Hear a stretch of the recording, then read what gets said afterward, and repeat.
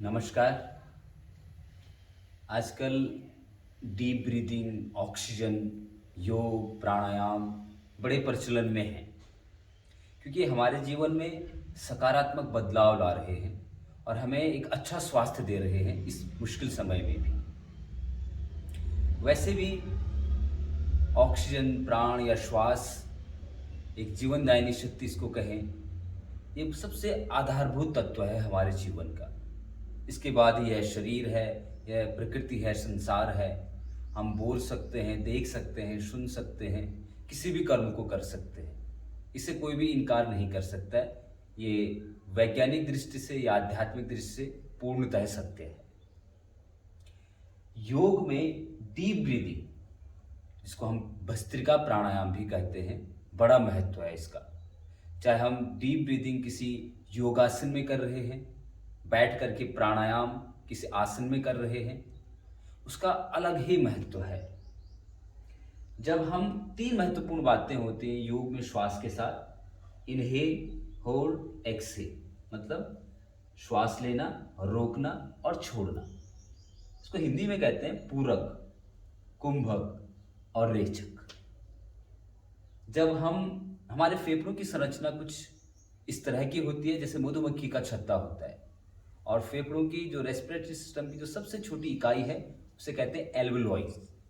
जो नॉर्मली हम 400-500 ml oxygen लेते हैं नॉर्मल ब्रीदिंग में, और जब हम डीप ब्रीदिंग करते हैं तो वो बढ़ करके 4000 से 8000 तक ml तक वो ऑक्सीजन हमारा शरीर, हमारे फेफड़े एब्जॉर्ब करने लग जाते हैं, जो बहुत महत्वपूर्ण है।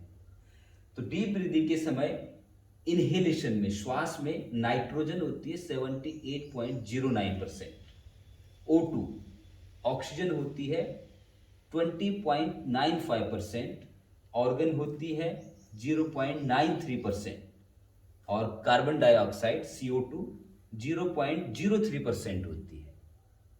जब हम एक्सहेल करते हैं, शरीर के अंदर श्वास आया, फिर वो श्वास बाहर आया, जब उस पर रिसर्च हुई तो नाइट्रोजन तो उतनी ही थी 78.09%, O2 यहाँ थी 20.95, यहाँ जब हम बाहर छोड़ते हैं श्वास को तो 16% रहती है। मतलब जो बीच का 4.95% था वो डीप ब्रीदिंग के माध्यम से वो ऑक्सीजन, वो प्राण हमारे फेफड़ों ने ग्रहण किया है, और उसका संचार फिर पूरे शरीर में ऑक्सीजनेटेड ब्लड के रूप में होता है, जो बहुत महत्वपूर्ण है डीप ब्रीदिंग से। ऑर्गन उतनी ही रहती है, इनहेल में भी एक्सहेल में भी।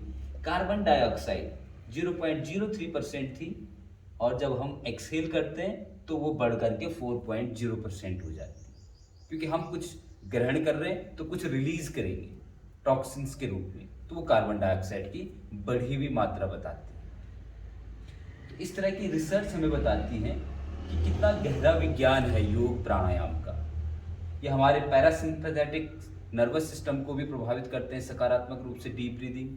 उससे रिसर्च ये कहती है कि जो हमारे ग्लैंड्स हैं, पिट्यूटरी ग्लैंड जो होती है, वो रिलैक्स हो जाती है, उसका संतुलन बन जाता है, और हम peace of mind, mental peace, वो कामनेस, वो आनंद महसूस करने लगते हैं, और जिसका प्रभाव भी बाकी सिस्टम पे भी पड़ता है, जैसे एंडोक्राइन सिस्टम पे, हार्मोन्स का संतुलन होना। और हम केवल एक डीप ब्रीदिंग से, चाहे हम उसको योगासन में भी कर रहे हो, चाहे सूर्य नमस्कार में कर रहे हो, उसके माध्यम से हम एक ओवरऑल हेल्थ को अचीव कर रहे हैं। पर इन सबसे महत्वपूर्ण कि जो हम ये ऑक्सीजन को एब्जॉर्ब कर रहे हैं, ये हमें पेड़ पौधों से मिल रही है। अगर ये ना हो तो हमारे फेफड़ों का मुझे नहीं लगता कोई औचित्य है, उद्देश्य है। तो योग समग्रता में जीवन को देखता है, केवल मैं नहीं, वयम, हम सब।